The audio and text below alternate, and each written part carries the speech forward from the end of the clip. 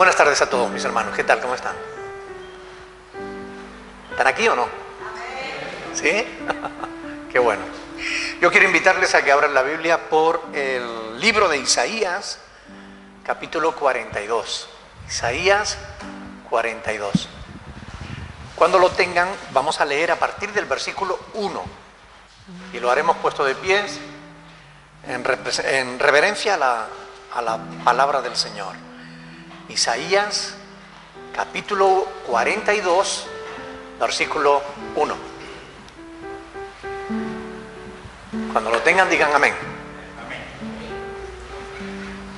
Bueno, leemos. Isaías 42, 1.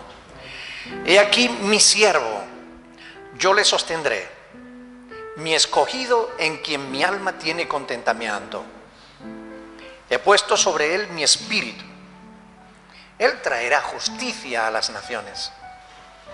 No gritará, ni alzará su voz, ni la hará oír en las calles. No quebrará la caña cascada, ni apagará el pábilo que humeare. Por medio de la verdad, traerá justicia. No se cansará ni desmayará hasta que establezca en la tierra justicia, y las costas esperarán su ley. Así dice Jehová Dios, creador de los cielos, y el que los despliega, el que extiende la tierra y sus productos, el que da aliento al pueblo que mora sobre ella, y espíritu a los que por ella andan. Yo, el Señor, te he llamado en justicia, y te sostendré por la mano, te guardaré y te pondré por pacto al pueblo, por luz a las naciones, para que abran los ojos de los ciegos, para que saques de la cárcel a los presos y de casas de prisión a los que moran en tinieblas. Yo, Jehová, este es mi nombre, y a otro no daré mi gloria ni mi alabanza a esculturas. He aquí se cumplieron las cosas primeras. Yo anuncio cosas nuevas antes que salgan a luz, yo os las haré notorias. Hasta ahí la palabra. Quiero hacerles una pregunta. Viendo el mundo como está, el mundo actual, ¿ustedes creen que hay justicia en la tierra? No la hay. Pero, ¿cumple Dios su palabra? ¿Podemos confiar en Él? Yo soy de la opinión de que sí. Él ya ha cumplido muchas cosas que ha dicho. Y un día Jesús establecerá justicia aquí en la tierra. Cuando Él establezca su reino.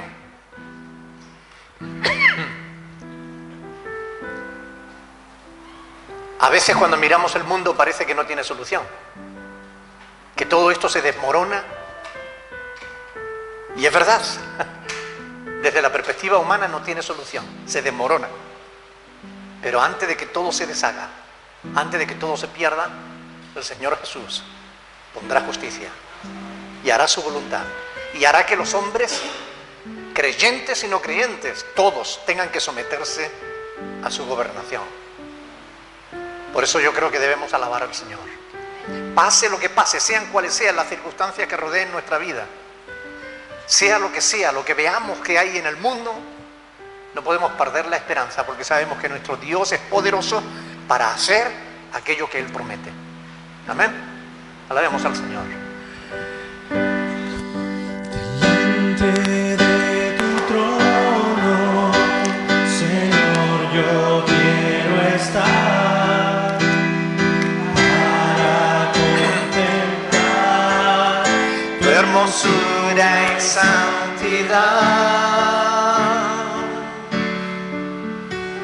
Delante de tu trono, Señor, yo quiero estar para contemplar tu hermosura y santidad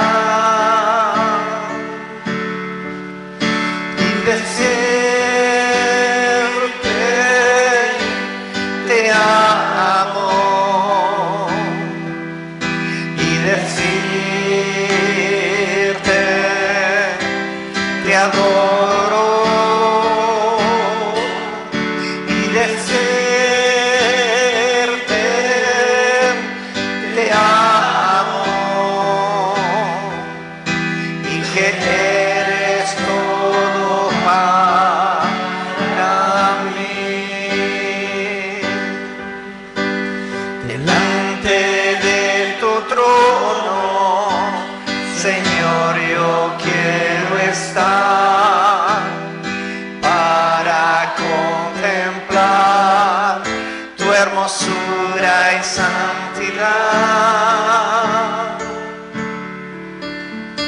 Delante de tu trono, Señor, yo quiero estar para contemplar tu hermosura y santidad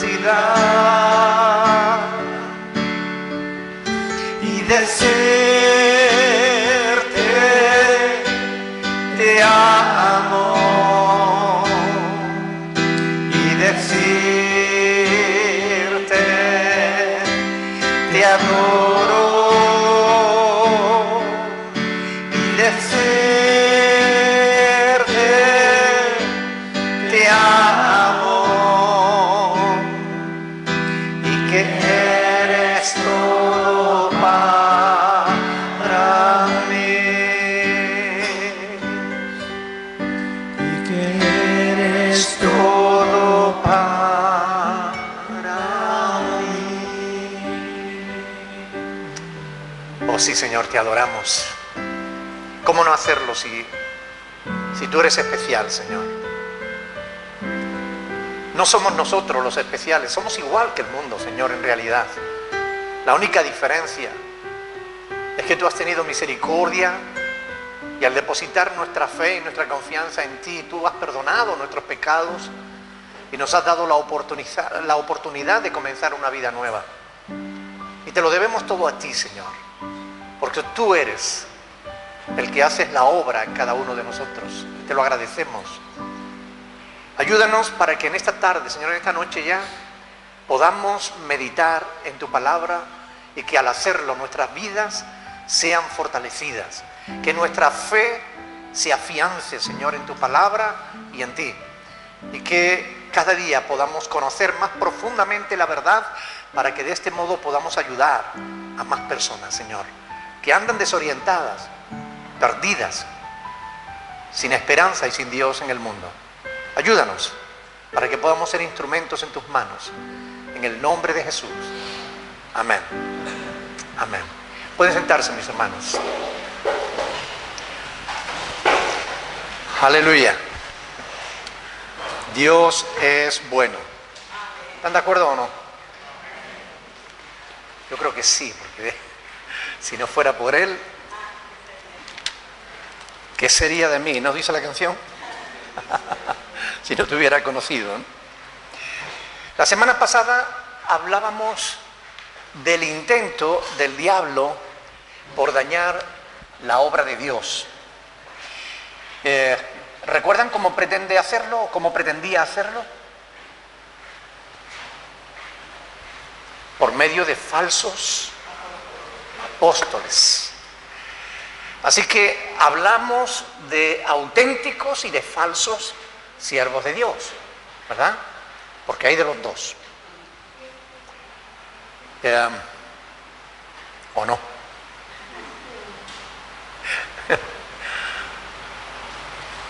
Es frecuente que cuando alguien ha sido defraudado por ser demasiado crédulo, por poner demasiada confianza en la gente, se vaya al otro extremo. Es decir, a no querer creer en nada ni en nadie. ¿Conocen personas que les ha pasado eso? Han tenido una experiencia religiosa, al final han descubierto que esa experiencia no era auténtica, es decir, que le engañaron en muchas cosas. ¿Y qué hace? No es que rechace esa idea, es que rechaza a Dios.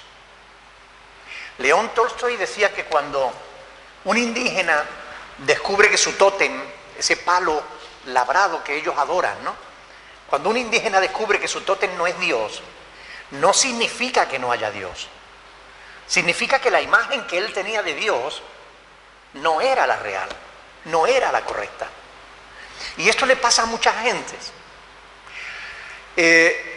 Alguien les predica el Evangelio, comienza a tener contacto con un grupo, con una congregación, empieza a asistir, empieza a conocer cosas de la Escritura, empiezan a pasar cosas en su vida, se ilusiona, pone el corazón en ello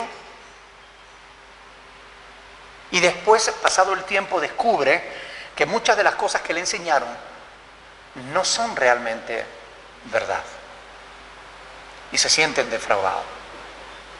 Eso está haciendo que mucha gente se aleje de Dios. Por eso hay grupos que más que cristianos forman anticristianos. Más que convertir a la gente en cristiana, las convierte en anticristianas. Gente que ya no quieren saber nada de Dios. Gente defraudados, dañados emocional, espiritualmente, y que ya no quieren saber nada. ¿Qué responsabilidad más grande para aquellos que son responsables de estas cosas? ¿Qué responsabilidad más grande? Pero estas personas tampoco pueden excusarse delante de Dios, ¿o sí? ¿Por qué no se pueden excusar? Porque Dios ha escrito en sus corazones la ley de Dios y porque tienen la Escritura. Hoy cualquiera tiene una Biblia a mano, ¿verdad? Y todo cristiano debiera conocer la palabra. Si los cristianos conocieran la palabra, ¿sería fácil engañarlos? No. Si conocieran la palabra, no. ¿Por qué dice que sí?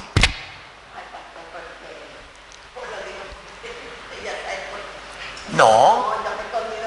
Tú creías conocer la palabra.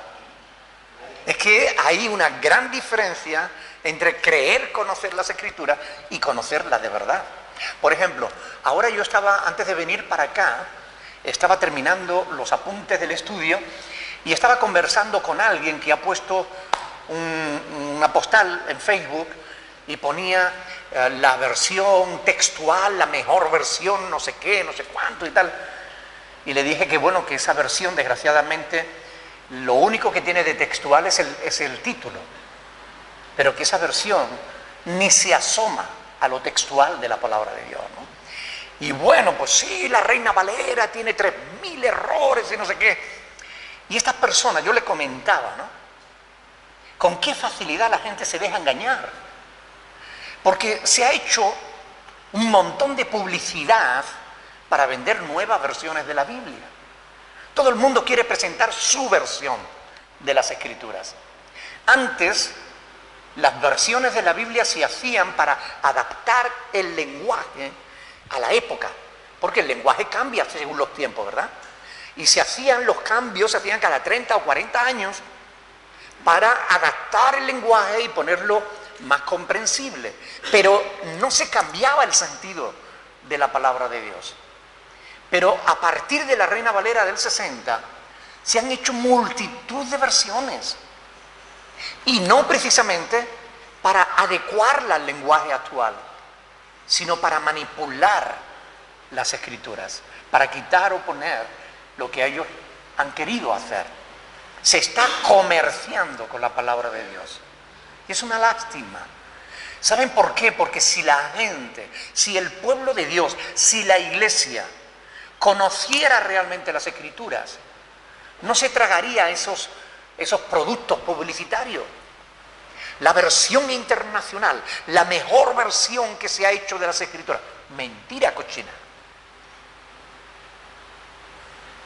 La versión textual, la nueva traducción viviente, la versión de la palabra, la versión del arco iris. Ahora ya hay versiones para todos los gustos. Cada cual hace la Biblia y la adapta a su gusto, cuando realmente la palabra de Dios es una. Y yo invito a todos ustedes, hermanos, de verdad, No cuesta nada, es gratis. Descárguense de internet el librito Conspiración contra las Sagradas Escrituras y léanlo. Conspiración contra las Sagradas Escrituras. Se lo aconsejo a todos los que nos ven a través de las redes sociales. Si lo ponen en internet, Conspiración contra las Sagradas Escrituras, es un libro del pastor Domingo Fernández y del historiador César Vidal.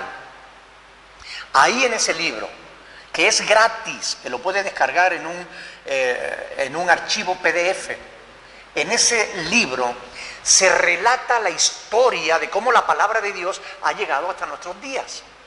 Y se relata la comparativa, se hace una comparativa entre las diferentes versiones de la palabra de Dios. Y es muy importante que el pueblo de Dios sepa la verdad.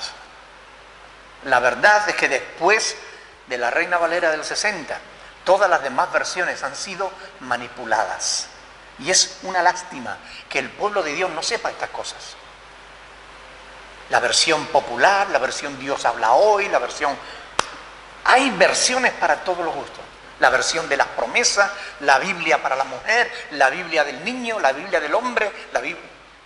Si la Biblia es una. Ahora, ¿por qué es tan fácil engañar a la gente?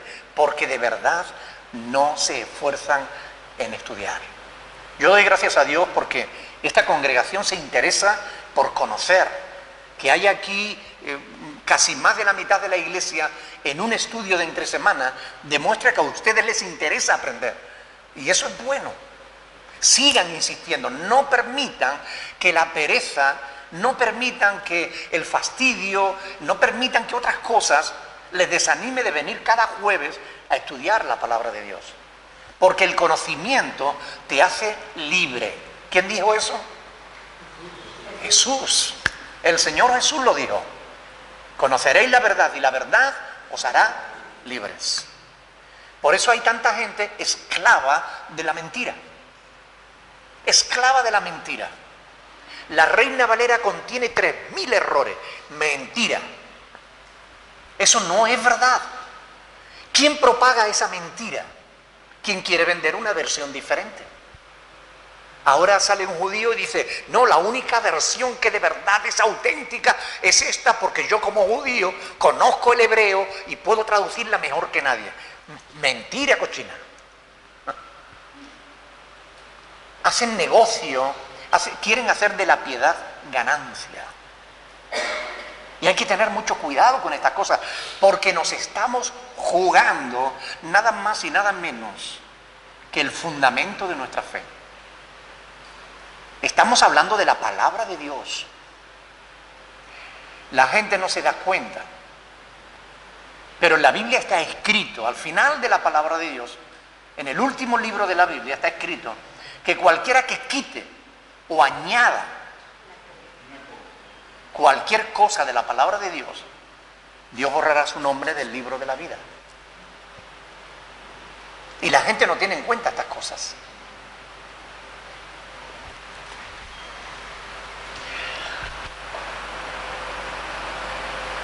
Yo recibo frecuentemente correos en los que la gente me dice, todos los pastores son falsos.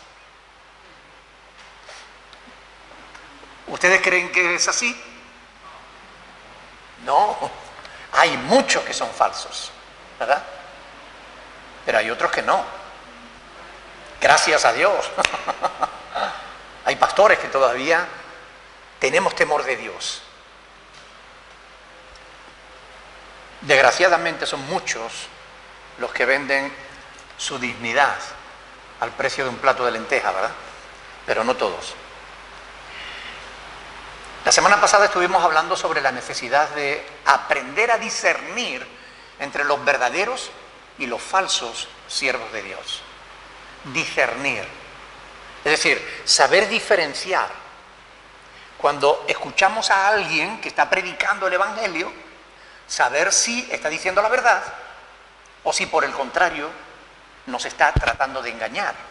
Tenemos que aprender a hacer eso, a diferenciar entre los verdaderos siervos de Dios y los verdaderos siervos de Satanás. Sin embargo, cuando denunciamos a algún pastor o apóstol o falso ministro, nos tenemos que defender en muchas ocasiones de aquellos que exigen tolerancia, ¿verdad? Tolerancia para los malos. Es muy curioso que nos critican por juzgar a los falsos pastores, pero nos juzgan a nosotros. Usted no tiene que juzgar a los demás. ¿Y tú no me estás juzgando a mí?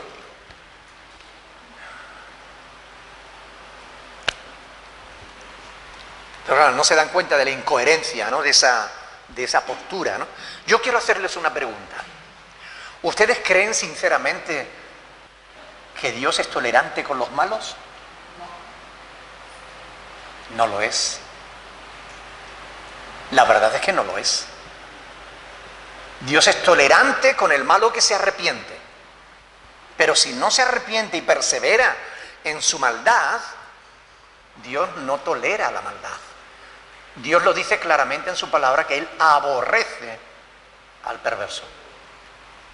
Vamos a ir a Isaías capítulo 48, lo leíamos el domingo, Isaías 48, versículo 22.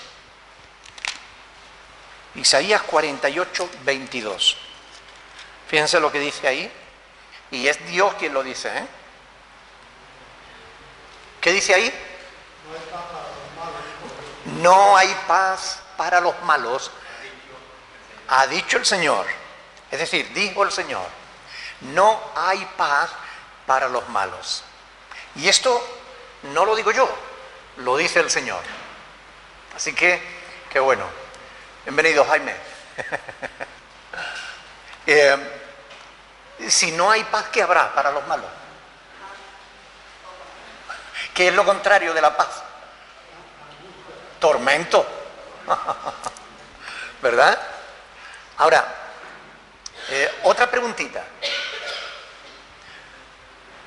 Sabiendo que algunos son malos y actúan mal, ¿qué es mejor? ¿Avisarles de que están en el error o dejarles tranquilos? ¿Verdad? ¿No es nuestra responsabilidad avisar al que anda mal? Porque si no le avisamos, Dios puede demandar su vida de nuestras manos por no haberle avisado.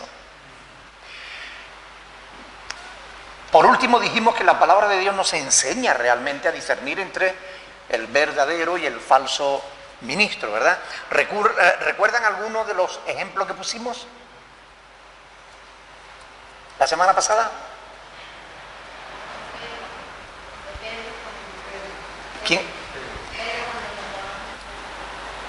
Pedro.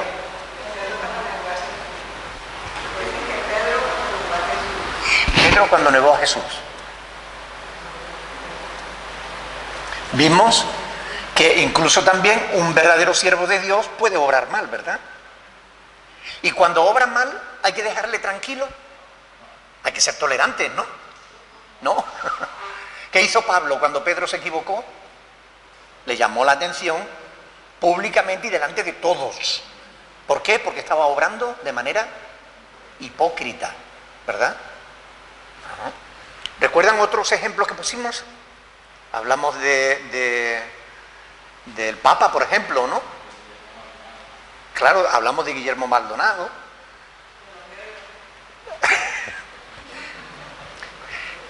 De los negros no. Hablamos de la falsa profeta Elena G. de White, la falsa profeta de los adventistas, que dice entre sus escritos que los negros nacer negro es una maldición, ¿no?, de Dios. Bueno, eso es falso también, ¿verdad? Por eso Elena G. de White, estábamos diciendo, si se dicen cosas falsas, no se puede ser verdaderos siervos de Dios, ¿no?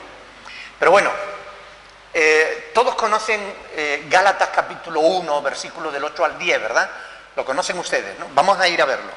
Gálatas capítulo 1, donde el apóstol Pablo advierte algo que hay que tener en cuenta. Gálatas capítulo 1, versículo del 8 al 10. Dice, mas si aún nosotros, ¿a quién se refería Pablo diciendo nosotros? a los apóstoles. Mas si aún nosotros o un ángel del cielo os anunciare otro evangelio diferente del que os hemos anunciado, sea anatema, es decir, maldito. Como antes hemos dicho, también ahora lo repito, si alguno os predica diferente evangelio del que habéis recibido, sea anatema. Pues, pregunta el apóstol, ¿busco ahora el favor de los hombres o el de Dios? ¿O trato de agradar a los hombres? Pues si todavía agradara a los hombres, no sería siervo de Cristo, ¿verdad? Hoy, si realmente meditáramos en esto y lo tuviéramos en cuenta, nos daríamos, bueno, descubriríamos realmente cuánta gente anda por ahí tratando de agradar a los hombres y al hacerlo, sin percibirlo o sin percatarse, se están convirtiendo en enemigos de Dios. Porque la amistad del mundo es enemistad contra Dios, ¿no dice la Escritura, verdad? Por ejemplo, el movimiento G12, ustedes saben lo que es el movimiento G12. Movimiento que nace en Colombia con César Castellano, que hoy en día está extendiéndose como la pólvora por todo el mundo. Y el movimiento, por ejemplo, por la renovación del ministerio apostólico y profético, otro movimiento más que anda por ahí extendiéndose por todos lados. La cadena de televisión TVN, Enlace, canales de televisión que propagan multitud de mentiras. Todas estas cosas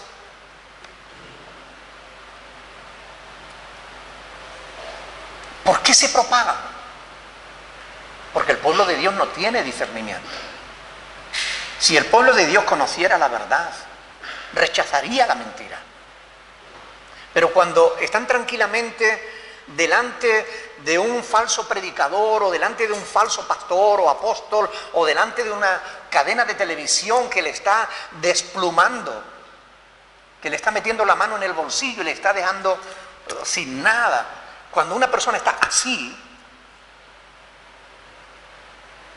no es porque conozca las Escrituras, sino porque la ignora. Y es responsabilidad de esa persona. Porque todo el mundo debiera conocer la Escritura. Todo el mundo. Cada persona que respira debe ser consciente de que hay un Dios que le dio la vida. Cada uno de nosotros tenemos que ser conscientes de que si yo pienso, alguien tuvo que poner inteligencia en mi mente. No somos producto de la evolución, no somos producto de la casualidad. Somos seres humanos. Pensamos. Mejor dicho, deberíamos pensar. Porque hay muchos que no piensan. Hay algunos que todavía tienen el cerebro envuelto. Aún no lo han destapado, no lo han abierto. No le han quitado el lacito ni el papel de celofán. No lo usan. No lo han estrenado.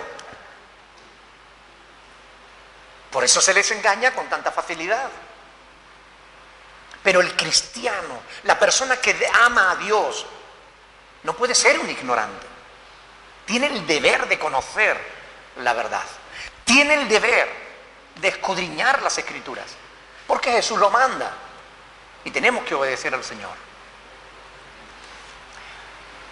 Resulta curioso que a lo largo de los 2000 años de cristianismo no hubiera más no hubiera más apóstol que el falso papa de la Iglesia Católica, y de pronto, a partir de cierta época de estas últimas décadas, empezaran a salir apóstoles por un tubo, como dicen la gente en la calle, hasta por debajo de las piedras.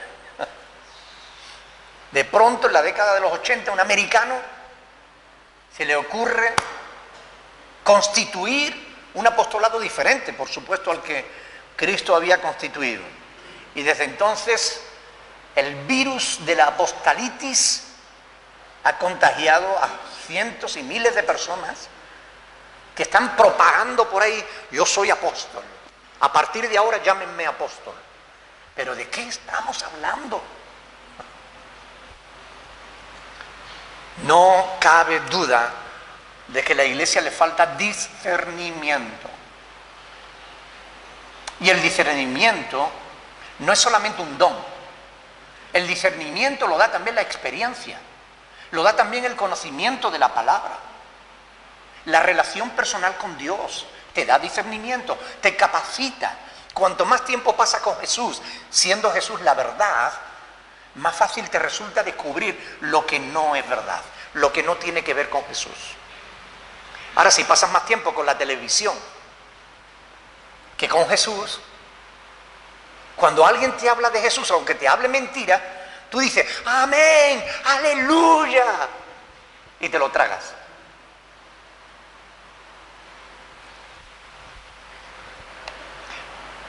Porque no les gusta estudiar la palabra. Los falsos apóstoles también tienen falsos argumentos. Y como la gente no conoce la Escritura, se los tragan. Les voy a enseñar, por ejemplo, un falso argumento que plantean los defensores del movimiento por la renovación del ministerio apostólico y profético. Aquellos que son defensores de que todavía hay apóstoles en nuestros tiempos. ¿Saben lo que se agarran? Vamos a ir a Hechos de los Apóstoles, capítulo 14. Les voy a mostrar un pasaje que ellos utilizan diciendo, ¡ve! Aquí lo dice. Hechos, capítulo 14, versículo 14.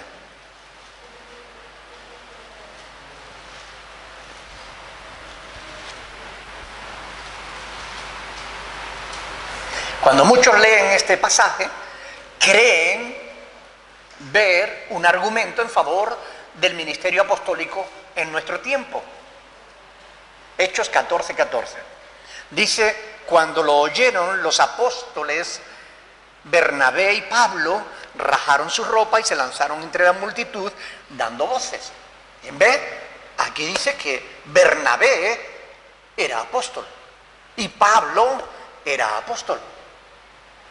Por tanto, no había 12 apóstoles solo, había más.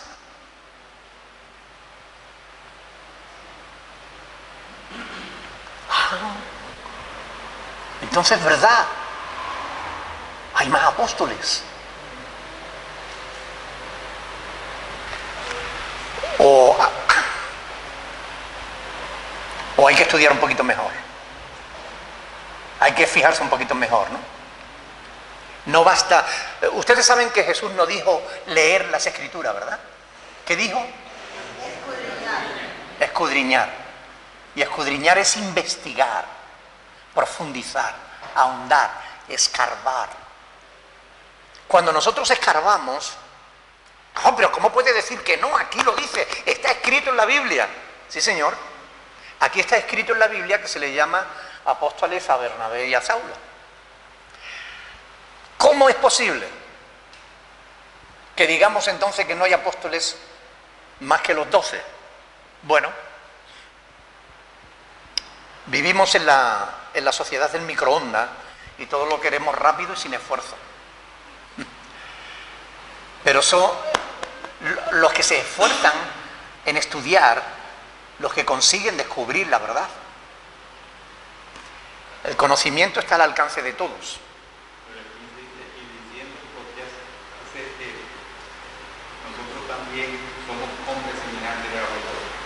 Sí, pero no vamos ahora al contexto del por qué son citados ahí Bernabé y Pablo, sino al hecho en sí de que se les llama apóstoles, ¿no?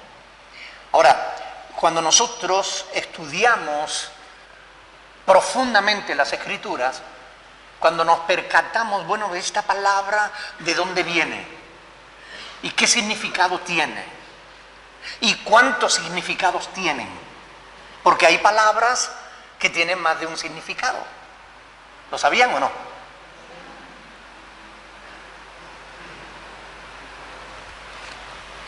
Claro, si nosotros vamos a traducir de un idioma a otro, por ejemplo, del inglés al español o del español al inglés, nos encontramos con que una misma cosa puede tener varias palabras que la definen. Y el contexto debe ayudarnos a entender cuál se refiere, cuál es el verdadero sentido que tiene. La palabra apóstol tiene dos significados en la Biblia, en el Nuevo Testamento. Tiene dos sentidos bien diferenciados. La palabra apóstol significa embajador, significa mensajero. Es muy similar al término ángel, que también significa enviado, mensajero. Pero es apóstol. Y cuando nosotros estudiamos el contexto, estamos aquí en Hechos capítulo 14. Si nos fuéramos hacia el capítulo anterior, hacia el capítulo 13, comprobaríamos que efectivamente Bernabé y Pablo estaban en Antioquía cuando el Espíritu Santo los escogió para la obra del ministerio, es decir, para la predicación del Evangelio. Y ellos fueron enviados por la iglesia, que oró por ellos por imposición de mano y los mandaron a evangelizar, a predicar el Evangelio por diferentes lugares. Porque son enviados, son apóstoles, pero forman parte del grupo de los apóstoles. No. Más tarde, Pablo sería apóstol en sustitución de Judas, pero Bernabé no. Y si no tenemos en cuenta los diferentes significados que tiene cada palabra en la Biblia, vamos a cometer muchos errores. Por ejemplo, la palabra, creo que es la palabra pis, que se traduce a veces por algunos, también se traduce por persona, a veces se traduce por hombre. O sea, una palabra griega tiene varios significados. Entonces, si vamos a 1 Timoteo 3 y leemos si alguno anhela obispado, es decir, ¿ve? Alguno es masculino. Sí, pero que se puede traducir también persona. Si alguna persona, ¿entienden la diferencia? Si no tenemos en cuenta esos detalles, acabamos creyendo lo que no es. Por eso es tan importante estudiar, prestar atención, fijarse, meditar en lo que leemos y sobre todo tener en cuenta el contexto histórico y gramatical de estos textos. ¿Qué estaba diciendo Lucas al escribir este pasaje? ¿Cómo lo entendieron las iglesias de su época? ¿Cómo lo entendió Teófilo, que era el destinatario de este libro? Eso es lo que nos tenemos que preguntar. ¿Qué dice realmente y no qué es lo que queremos que diga? Que es diferente. Pasa lo mismo con Efesios capítulo 4, versículo 11. Efesios capítulo 4, versículo 11. Cuando leemos aquí que a unos constituyó Dios primeramente, dice, y Él mismo constituyó a unos apóstoles, a otros profetas, a otros evangelistas, a otros pastores y maestros. Y de momento salen por ahí diciendo, no, es que los 5 ministerios tienen que estar presentes en la iglesia, y si una iglesia no tiene estos 5 ministerios, entonces no está completa.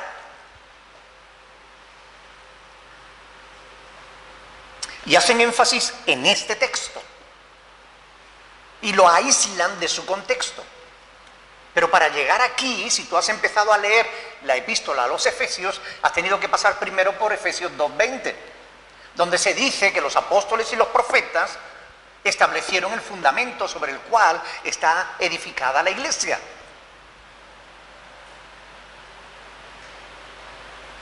Por tanto, es importante prestar atención a estas cosas. Ahora, todas las iglesias del Nuevo Testamento tenían apóstoles y profetas. La verdad es que no.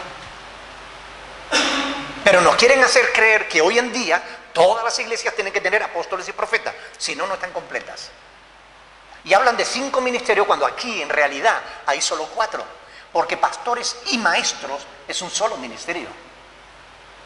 Porque al pastor se le exige que sea apto para enseñar, es decir, que sea maestro. Así que pastor y maestro es una misma cosa. Pero se interpreta la Biblia muy superficialmente y por eso se acaba en el error. Ustedes saben que la Biblia termina en Apocalipsis 21 hablando de 12 apóstoles. El muro de la ciudad no tiene 15 cimientos, tiene 12. Y cada uno de ellos lleva el nombre de un apóstol. 12 en total. Los 12 apóstoles del Cordero. No tiene ni 15, ni tiene 20, ni tiene 80, ni 1000. Tiene 12 apóstoles, nada más.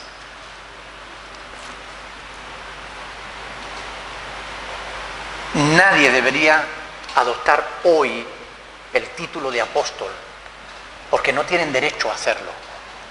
Por mucho que sean enviados por la iglesia, no deben usar ese título porque confunden a los creyentes. Hoy no hay apóstoles. La característica fundamental del ministerio apostólico, el requisito imprescindible que debe tener alguien para ser apóstol, es haber sido llamado por Cristo. Y Cristo solo llamó a 12, y cuando uno se le estorbó, se le estropeó, llamó a Pablo en su lugar. Y le dijo: a ti te he escogido para que seas testigo y lleves el evangelio a toda nación. Y hablarás delante de los reyes, etcétera, etcétera. No se dice de nadie más, de los 12 apóstoles, y cuando Judas falló, de Pablo. Nadie puede abrogarse el título de apóstol sin mentir, porque se estaría apropiando de una gloria que no le corresponde. ¿Nos llama el Señor Jesús a ser humildes o a ser soberbios? ¿Verdad? Cuando ven a estos apóstoles modernos, díganme la verdad. ¿Ustedes lo ven como personas humildes?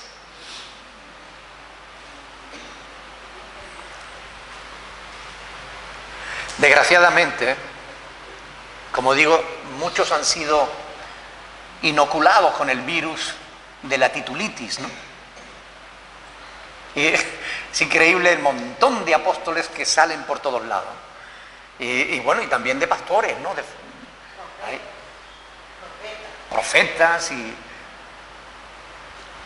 abundan los que les gusta que le llamen siervo, que le llamen pastor, que le llamen ministro, que le llamen reverendo.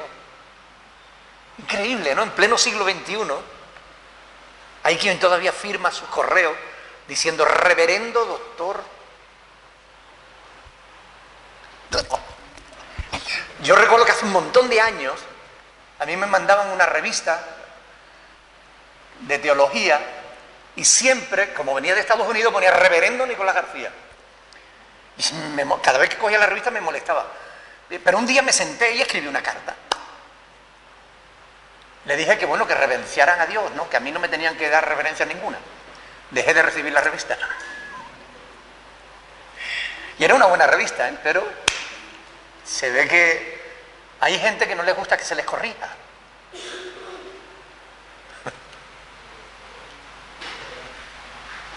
Pasa con frecuencia, ¿eh? Hoy en día cualquiera alquila un local y ya de momento yo soy pastor.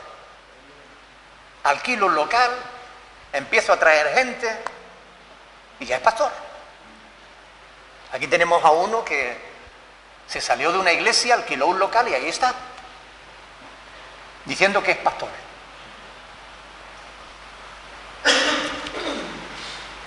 ¿Lo es? No.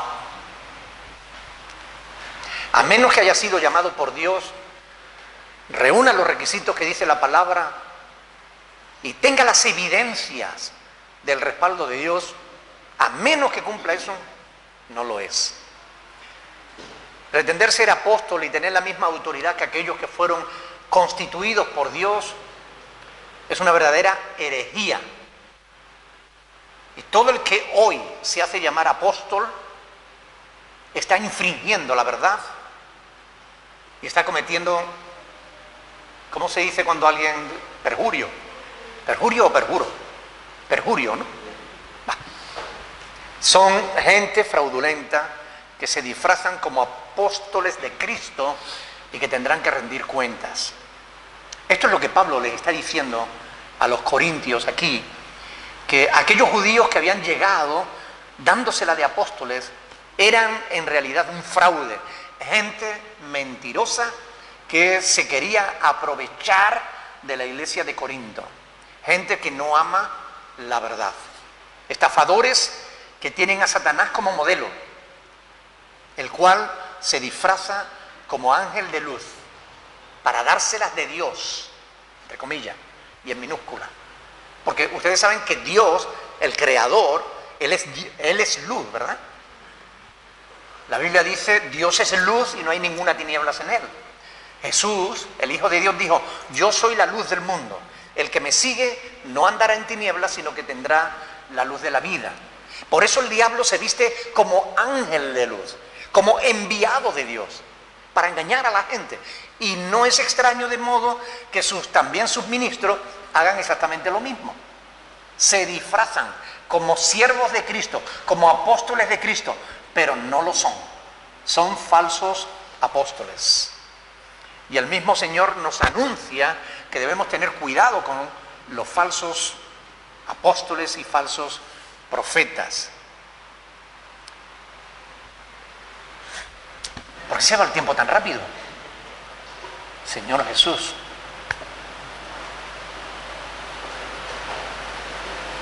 Es curioso que en ese pasaje de Mateo donde el Señor Jesús anuncia sobre los falsos profetas, cuando recordáis que habla de dos caminos, de dos puertas, es curioso que la mayoría sean los que están equivocados. Es curioso, ¿no?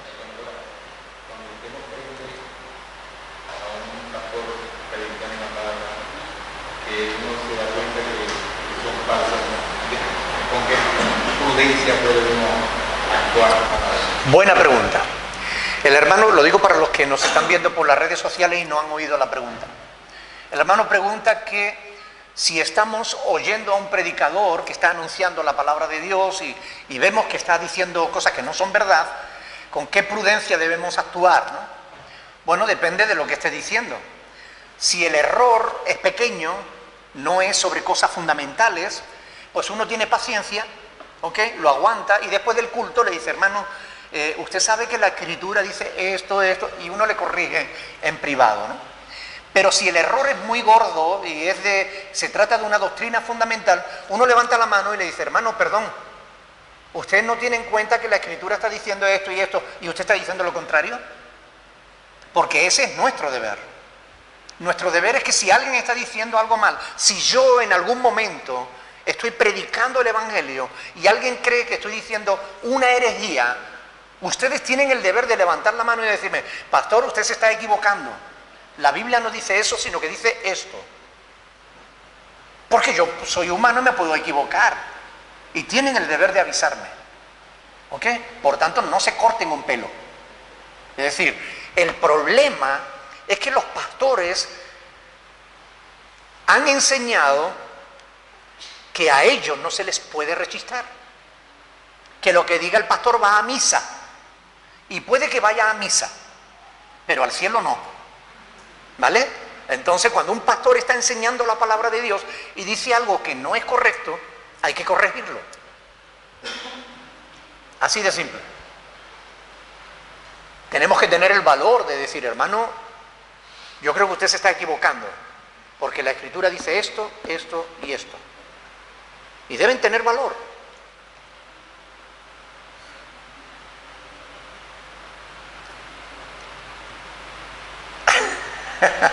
A veces uno se pregunta, bueno, ¿y quién le pone el cascabel al gato, no? Si pasa aquí, me encargo yo, porque yo no tengo miedo de ponerle el cascabel al gato. Pero si soy yo el que está equivocado, por favor, pónganme el cascabel. No se corte, ¿vale? Porque de esa manera me ayuda.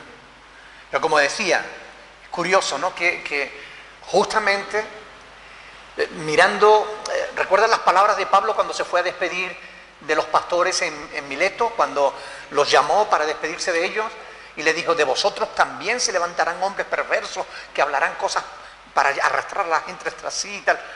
Cuando estudiamos la palabra y la conocemos, no nos podemos extrañar de lo que está pasando hoy en día en el mundo. Abunda más la mentira que la verdad. Y si tú pretendes corregir al que está enseñando mentira, se te tiran encima. Curioso. Es curioso. Es más tolerable la maldad que la verdad. Es curioso. Pasa como con la ideología de género, ¿no? O sea, los homosexuales se pueden mofarse de nuestra fe, haciéndose pasar por Cristo, por Virgen, por lo que sea, ¿no? Ellos pueden ponerse desnudos con un crucifijo en la entrepierna. Y eso es libertad de expresión. Ahora, si tú dices que eso está mal, tú eres un homófobo. Se tolera el mal, pero no se tolera el bien. Pero es que no tenemos que extrañarnos. Estamos en los últimos tiempos. Y estas cosas ocurren para que la palabra de Dios se cumpla. Pero nuestra obligación como cristianos es seguir diciendo lo que es correcto y lo que no lo es. Les guste o no les guste. Porque es nuestro deber. Ser luz en medio de las tinieblas. Y hoy más que nunca abundan las tinieblas. Amén. Bueno, pues lo dejamos aquí porque se nos ha ido el santo. Eso dicen los católicos, ¿no? Se me ha ido el santo al cielo, ¿no? ¿Alguna pregunta?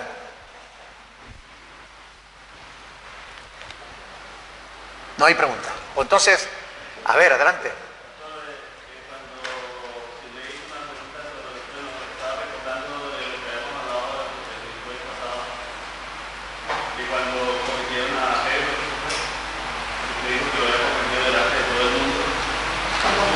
No lo digo yo, lo dice la palabra. Lo dice el apóstol Pablo en Gálatas capítulo 2. Y es muy interesante porque, claro, la actitud de Pedro, con su actitud hipócrita, estaba arrastrando a otros hermanos. Cuando el error se hace públicamente y arrastra a otros, públicamente debe ser corregido. Si el error lo hubiera cometido en privado se le llama la atención. Pero cuando en el error se arrastra a otros en el error, públicamente delante de aquellos, hay que denunciarlo, ¿no? Entonces ahí tienen, dice versículo 11 del capítulo 2 de Gálatas: pero cuando Pedro vino a Antioquía le resistí cara a cara porque era de condenar. Pues antes que viniesen algunos de parte de Jacobo comía con los gentiles, pero después que vinieron se retraía y se apartaba porque tenía miedo de los de la circuncisión, es decir, de los judíos. Y en su simulación participaban también los otros judíos, de tal manera que aún Bernabé fue también arrastrado por la hipocresía de ellos. Pero cuando vi que no andaban rectamente conforme a la verdad del Evangelio, dije a Pedro, delante de todos: si tú siendo judío vives como los gentiles y no como judío, ¿por qué obligas a los gentiles a judaizar? ¿No? Es decir, le corrigió públicamente porque Pedro estaba arrastrando en el error a otros también, ¿no? Cuando se comete un error en público y confunde a otros, públicamente hay que corregirlo para que los que están confundidos conozcan la verdad, ¿no? ¿Alguna otra pregunta? No hay pregunta. Pues nos ponemos de pie y oramos.